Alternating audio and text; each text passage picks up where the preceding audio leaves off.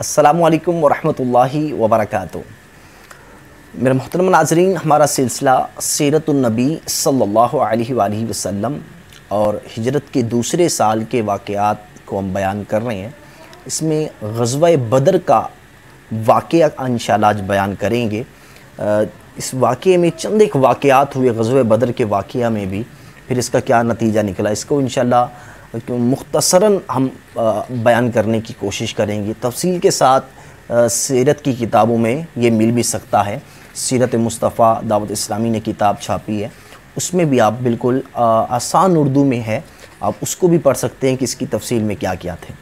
तो बहरहाल 17 रमज़ान, अब आगे 17 रमज़ान सन 2 हिजरी के बमुताबिक 13 मार्च 624 ईस्वी जुम्मा के दिन रमज़ान शरीफ मेरे आका अलैहिस्सलाम ने मुजाहिदीन की सफ़ों की बंदी का हुक्म दिया, सफ़ें वग़ैरह मामलात करवाए।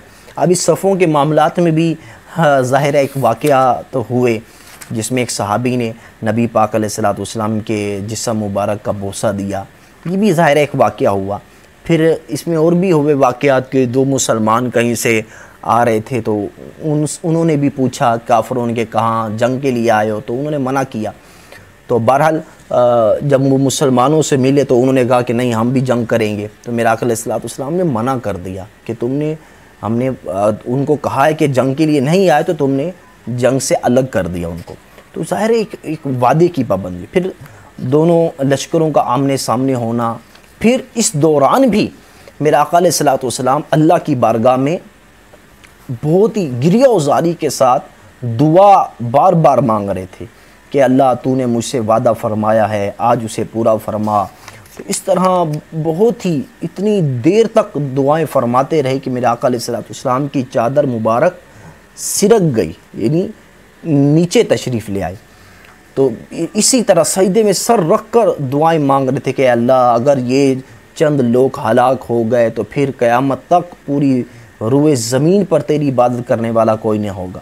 तो 12 सिद्दीक़ अकबर जो हैं मेरे आका अलैहिस्सलाम के यार गार थे, आपको इस तरह बेकरार देखकर उनका दिल बेचैन हो गया और वो भी रोने लग गए और चादर मुबारक को उठाकर कंधे पर डाली और अर्ज़ किया हुजूर बस कीजिए, रब अपना वादा ज़रूर पूरा फरमाएगा। तो बहरहाल फिर इस अंदाज से फिर लड़ाई की शुरुआत हुई, इधर से उधर से ये सिलसिला हुआ।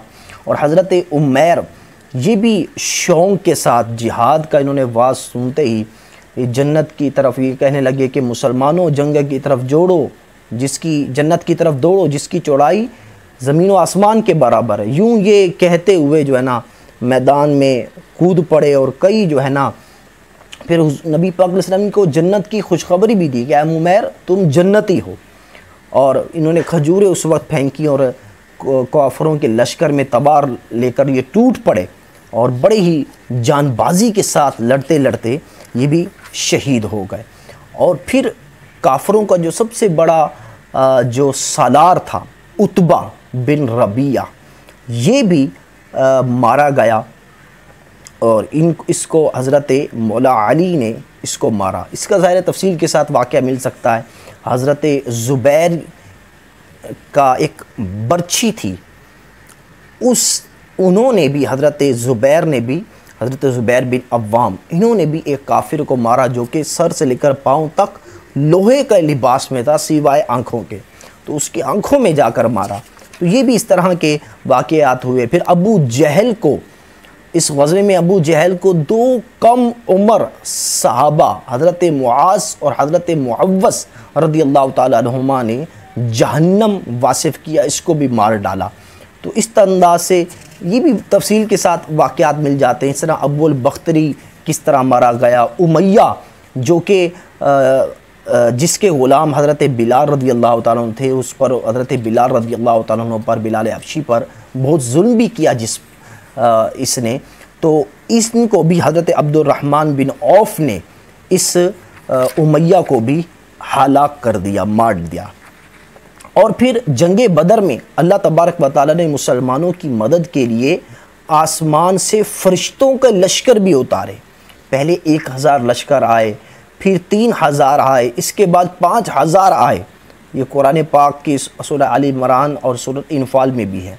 और फिर इतना रश हुआ कि ये फरिश्ते किसी को नज़र नहीं आते थे, मगर इनके असरात नज़र आते थे।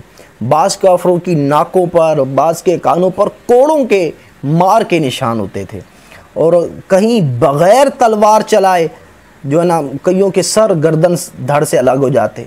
तो ये आसमान से आने वाले फरिश्तों की फ़ौज के कारनामे थे। तो बहरहाल हुआ क्या कि जंग में काफरों के बड़े बड़े सरदार जैसे अबू जहल हो गया, उतबा हो गया, शेबा हो गया, अबुल बख्तरी, जमा, आस बिन हशाम, उमैया, उकबा, नदर बिन हारिस वग़ैरह कुरैश के बड़े बड़े सरदार जो है इस लश्कर में मारे गए। और फिर इन काफरों की हलाकत को देखकर इन बड़े सरदारों की, तो कुफार मक्का की कमर भी टूट गई, उनके हौसले ख़त्म हो गए, उनके पाँव उखड़ गए और उन्होंने हथियार डाले और भाग गए।